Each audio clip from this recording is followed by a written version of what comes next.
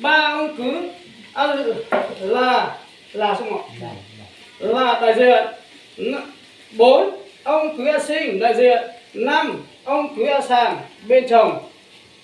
4 đại diện bên vợ. 1 ông Lù A Sử bố đẻ bên gái.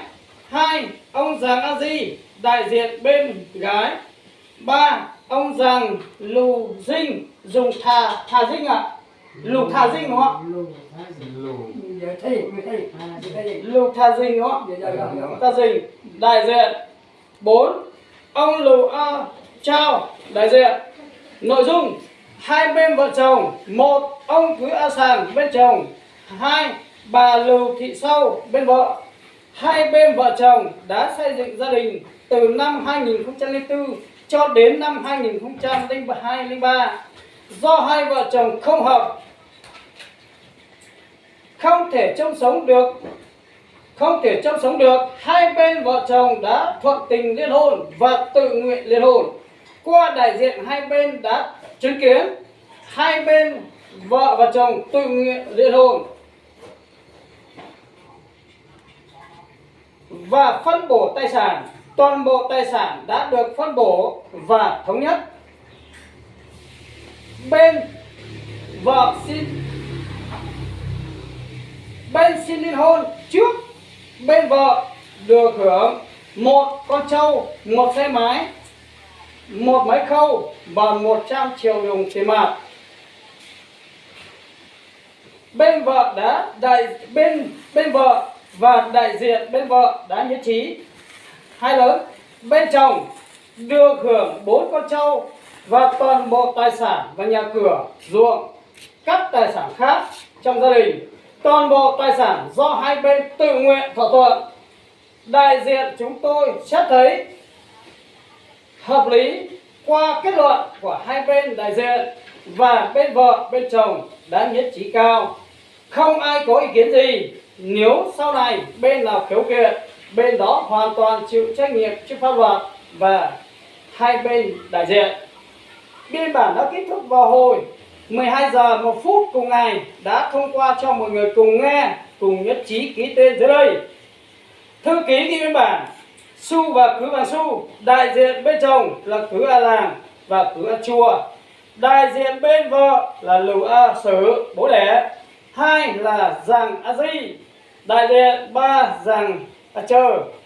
Hai bên vợ chồng liên hôn ký. 1 Cứ A Sàng bên chồng.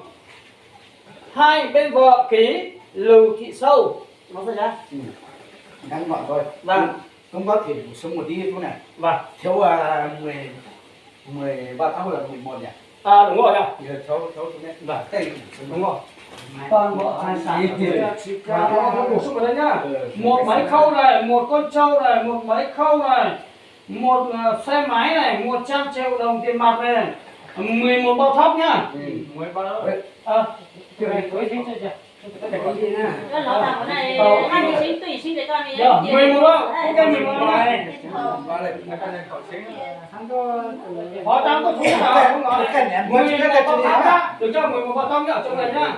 Đấy. Qua đây cho con thử ha. Thằng là thông nhân. Chân đủ giống kiểu thằng xăng đang thông nhân mà giàu thế. Giàu nó chả. Nếu giàu lâu rồi thì phải sẽ tập trung ký đây.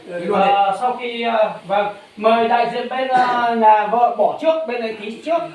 Vâng bố Lù ký vào đây nhá. Bố Sử cũng ký vào đây. Đây em. Sử thế à? Sử tôi Sử sống Sử. Sử quá số. Ký sáng. Xong đồng chí cố vấn lãnh đạo cố vấn làm ở trên vâng mời đồng chí Di. Đâu thì vâng đồng chí ký vào đây cho em. Vâng cái này nhờ ấn tượng chấn con này hả? Ô nó là cái chuyển đồ nó to.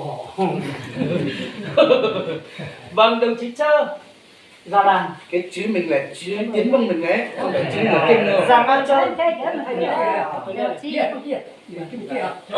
Chữ là chữ kiến. Đây là tôi à, cái gì tôi đi. nó đâu? Ký vào đây. Ok. Không, sau này nó giám định chữ ký anh ạ. Cái này mà sau này nó khiếu kiện là cái này toàn giám định chữ ký, nó đưa máy vào đấy. Anh thì vâng. Không khí khống được. Cái này chúng tôi làm việc trên cơ sở là tôi làm không khí thay rồi. Sau này nhà nước người ta giám định chữ ký là sai, mình làm sai là mình chết. Cái chữ ký này nó có máy soi đấy. Máy soi đấy nha. Vâng, anh cho anh ký hộ đâu đấy. Chạy nó nhau kịp bên trong các bên sẽ photo ít bản cho tụ tụ. Nó xong chua thôi, không chua. Y tế công bằng là nó thành phủ ngon thế nhỉ. Anh nha. Anh ký vào đây cho tôi ấy. Anh sáng ký sáng tôi lên để sợ rồi để 是谈判先呐。等到